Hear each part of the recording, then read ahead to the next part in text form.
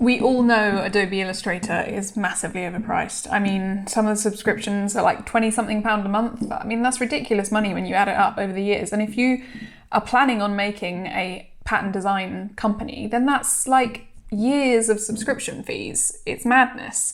So what if I told you there was a way that you could do it in the exact same way using very similar software for a fraction of the price? Keep watching and I will show you how I started making sewing patterns with absolutely no fashion design experience and no monthly subscription fees for software.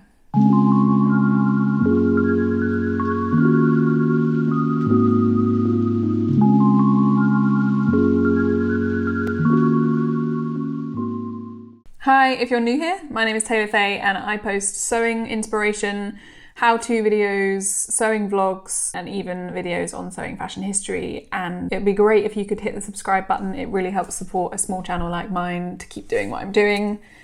But in today's video, I'm going to be showing you, as I said in the intro, how to start making your own sewing patterns. Now, a quick history of me and my sewing journey to do with pattern making is that I started sewing clothes in May 2021, so it's not even been a year since I started making them yet.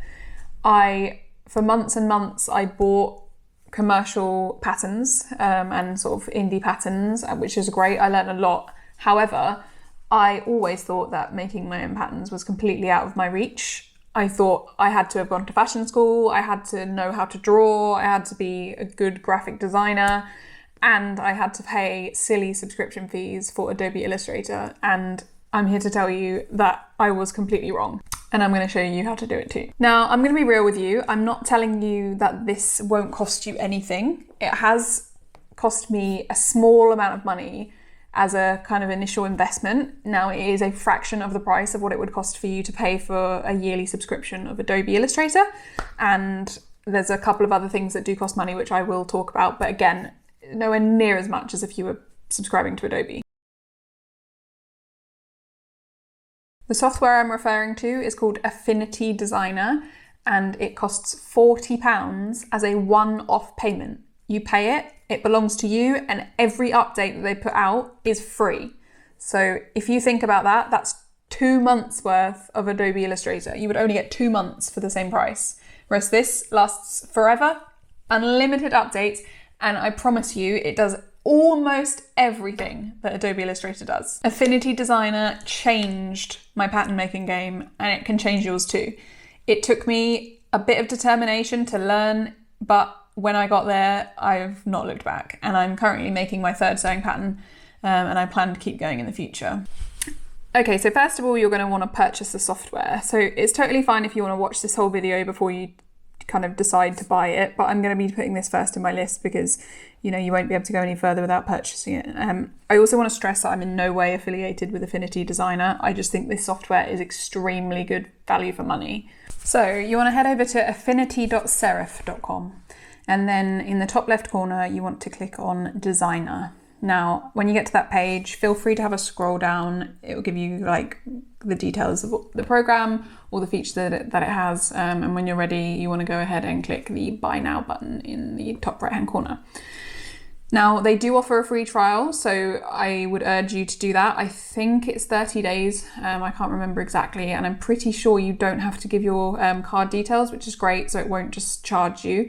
It will just stop access to the program until you purchase it and have a key to kind of let yourself back in again. So once you've done that, obviously go ahead and install the program, and then I'll tell you what you need to do first to get started with pattern making. So you've downloaded the program and you're thinking to yourself, okay, I have a blank page, how can I just create something from nothing? Now, I am going to tell you how I cheat at this. I don't make patterns from nothing. I am nowhere near skilled enough to be able to do that. I use pattern blocks. Now, when I discovered pattern blocks, my mind was blown because I suddenly realized that this was within my reach. So pattern blocks are basically standard plain patterns. They don't have seam allowance, they don't have closures. There's just, for example, you buy standard bodice blocks or standard skirt blocks or standard trouser blocks, and they are completely plain and they have to be edited. They cannot be used as they are. Now you can buy single blocks in one size if you just want to do it for yourself, or you can buy blocks for like a whole array of sizes. So like start at size 4 and go all the way up to size 22. There are multiple companies that offer these. You do have to pay for them. I mentioned earlier in the video there was something else you did need to invest in slightly. Now these are generally quite cheap. The company that I get them from charge about £20 for an entire pack, and you need to think to yourself, okay, it is a purchase again. However, you can use them as many times as you want. So you buy, for example, buy a standard bodice block for £20 with all of the sizes. You make a pattern using that bodice block, but you save the original files, so you can use it as many times as you want. You could make 50 different bodices, all from the same block. And it really is just experimenting and kind of figuring it out as you go along. That's how I did it. It's important when you're purchasing pattern blocks that you make sure you're purchasing the correct files. There are a couple of files that will work perfectly fine with Affinity Designer. So AI files that you would usually use on Adobe Illustrator work absolutely fine. A good tip for anyone that is currently paying for an Adobe subscription is like, oh no, but all my files, they might not work. They will. And then the other file is SVG, which weirdly kind of comes up as an internet file for me, but that works perfectly too. You can open that in Affinity Designer. So make sure you're not buying PDF pattern blocks, you're buying editable files. They need to be AI files or SVG files. Now, most people that sell pattern blocks will tell you in the description what you are getting. Make sure you check that because you'll be a bit buggered if not. Hello, it is me, Editing Taylor, and I completely forgot one of the most obvious files that can be used with this type of software, and Affinity Designer included, and that is PSD, the Photoshop files. So yeah, SVG, AI, PSD files will all work absolutely fine. So just thought I'd throw that in there so not to confuse anyone. Now, in the beginning, I would recommend that you choose a easy pattern. So my first pattern was the cottagecore skirt, which you can buy on my website. It was a very simple design. I ordered a half circle skirt pattern block. And like I said, these pattern blocks will have no way of the kind of them being fastened, or they have no seam allowance. So all I had to do was add a front button placket, a button to my waistband, and seam allowance to the skirt. Now the best way for me to kind of briefly explain how I started getting skilled at making my own patterns from pattern blocks, because in the beginning I was a bit like, oh my god, where do I even start? But if I'm honest, the best piece of advice I could give is to study your current patterns that you've bought from other companies. I'm not telling you to copy them. I don't believe in copying, that's wrong. However, if you study them and take elements from patterns and think to yourself, okay, how has that been added on? So okay, take a shirt pattern, for example. You look at the instructions and you can see that they've told you to turn a button placket over twice at 3 centimeters. So you know that you would need to add 6 centimeters on to the center of a shirt on each side to create 2 button plackets. So once you've downloaded your pattern blocks, I recommend just opening one file in Affinity Designer. Have a play around with it. You need to get to grips with the tools. You need to get to grips with nodes, lines, kind of making curves, layers, things like that. You're going to need to kind of start from the basics, and I think the best way to do that is to just open a file, press the node tool, and just mess around with the lines, see what you can create. Okay, so if you want to open up Affinity Designer, now this is what it looks like. If you go to File and Open, and then you want to find your pattern block. Now I'm just going to use the original pattern block I used for my cottagecore skirt. I know I bought that from Pattern Lab. Now I'll just click the first one, which is a size 6. And the first thing you'll think when you open them, well, this one particularly, is where is it? That's because the background's transparent. So if it looks like this when you open it, the first thing you want to do is come over to the left. Here are all your tools, and you want to click the rectangle tool, and you want to click in the corner and drag all the way to the other corner. Now you can see it's not quite gone to the edge there. So you want to come up here where this little magnet is, where it says snapping, and make sure that that's clicked. So it is clicked for me, but it might look like that. So click it, and then you want to drag your rectangle into all the corners, which it has. So it will basically just like snap into place, which is really handy. Sometimes you don't want snapping, but in the beginning I would definitely use it. So that is off-white, I think. We'll make that white. And then if you come over here, this little box here is your layers box. Now, right now it's on the top, so that means it's going to be the only thing that you can see. So you want to click and drag to the bottom, so you can see some of the stuff coming up there again. Now, the outlines of the patterns on these SVG files, can't be seen at the moment, and I'll show you why. So you've got 3 layers. Now, this middle layer is duff. I don't know why it's there. So these layers, you can tell there's things in them that you need because they've got these little triangles, and if you click that triangle, it opens up the group. So do that again, and then the top one. So if you click the top one, that's your waistband, and if you click the bottom, that's your skirt. So before you do anything, I would just click once and rename those pieces. So that's the waistband. Now, if you click the waistband, click the triangle, this will open up all the individual layers. I'll just zoom in so you can see it a bit better. So here you go, there's a little group with the words back on them. These are all individual groups, and if you open them up, there's more groups inside them. It can get a bit confusing, but that's the way you edit things. So if you go all the way to the bottom, this group here, look for something that says outline. So you can see how that's now highlighted the edge because I've clicked it.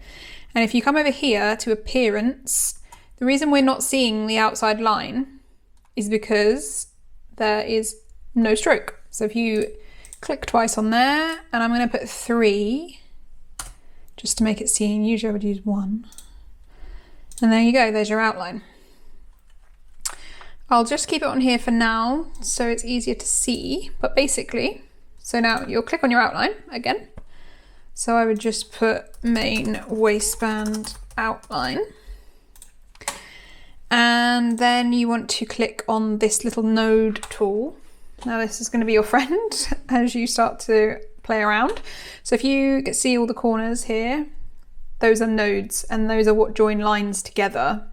So if you click and drag, that will edit your node. So I recommend just playing around in the beginning, not really doing anything. Make sure, I wouldn't save this file. If you want to save anything, save it externally. So go to File and Save As instead of saving the original file. You always want to keep your original files because you may want to use them again in the future. So you may be thinking, like, what if you want to move a line individually, not 2 lines together? You would click and drag to highlight the node, and then you come up here to Action and you click Break Curve. There you go. And if you want to, I've clicked both. Whoops. So you've broken the curve. You can now move both of them separately. If you want to click one over the other, just press Shift, and that will click the other one. Press Shift, click, move the other one. Okay. Now, you can mess around with curves. So if you click it anywhere along the curve, click and drag, that will make it curved. If you click and drag these, that will also change the curve. So creating lines. So, okay, say if you want to make something completely separate, this little pen tool is how you make these lines. Now, if you just use the pen tool whilst still clicking on main waistband outline, it'll join it together because it loves to join lines together. So you need to click on a different layer. So click on rectangle, which is the background. Click once, click twice. There's your line, okay? And then if you click off it, just do this little button tool. You can move said line, you can shrink the line. But if you want to like edit the line, you need to always go back to the node tool, okay? If you want to join another one, you click the pen, okay? And then if you click off move tool, you now have a curve, which is effectively a shape instead of a line, because they're joined together, okay? Now let's say you want to add seam allowance to this shape, okay? So over here is the contour tool. If you press that and then you change the contour type to mitre, and then you change the radius to 1 centimetre, can you see it's added on a centimetre seam allowance?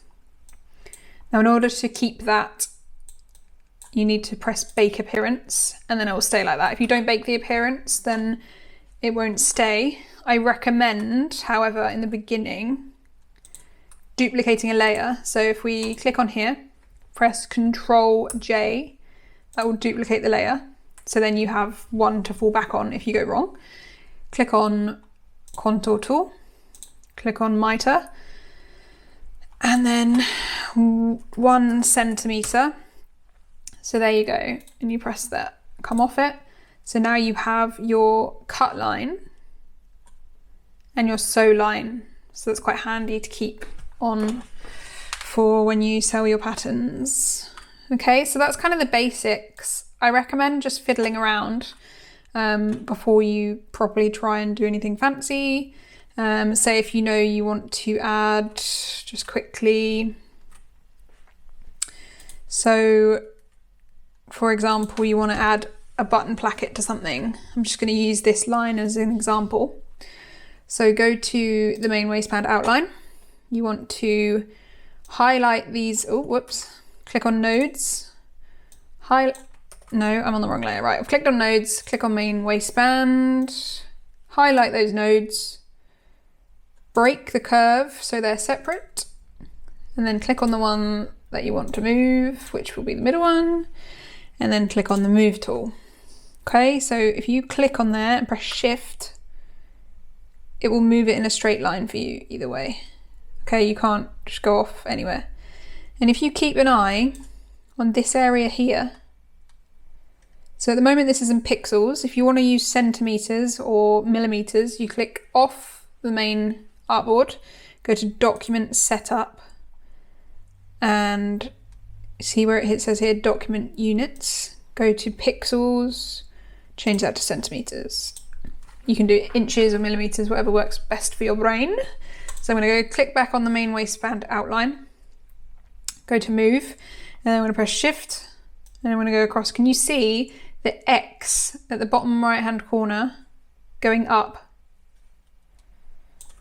So it's currently at 53.92. A quick cheat would be to do 56.92. So that's added on 3 centimeters without you really having to do much. And then what you would do is you would click on the other layers and pull those forward. So it's now 3 centimeters longer than it originally was, and that would be enough for you to kind of put a button on, and a buttonhole for both sides. So yeah, that's kind of simply what I wanted to show you. I'm hopefully going to be doing some more in-depth tutorials, but in the meantime you can find all sorts of Adobe Illustrator tutorials. And like I said to you before, if you just Google the equivalent tool over here for Affinity Designer, you can pretty much follow Adobe Illustrator tutorials, and hopefully in the future I will film some Affinity Designer specific ones, but I just wanted to show you the basics. I'll just quickly click on the skirt, just to remind you, go all the way down to the group, and the piece outline. You want to go over here to appearance, click on the stroke, type in 3, and there you have your skirt outline. So at the moment my weird shape's in the way, we'll move that out of the way. Whoops. So if you want to click 2 layers at once, click that one, press shift, click that one as well. and then you can move that over. And then you've got your grain line. So I recommend as well, you can delete things that aren't relevant. So I would want to delete that. So that group there has got this writing on. And then say if you have got like a specific font that kind of matches your brand, you would come over here to, which one is it? I think it's character. Font family. You can pick your font from all the fonts that you have installed on your computer.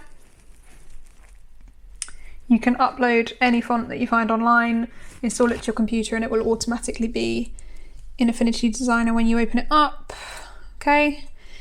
And anything you want to add on, you can do so. If you want to add pictures, you can place image tools. You want to add random text of your own, just drag it and write that there. So yeah, just mess around before you really get started and figure out what all the tools do. And then you can kind of go about really starting to design your pieces. So if you head to YouTube and literally type in sewing pattern making tutorial, Adobe Illustrator, and just have a look what's available. There is so much out there to help you kind of get started with making like a really simple design. You might want to just like make a few sketches of simple things that you're kind of interested in making and then look for them.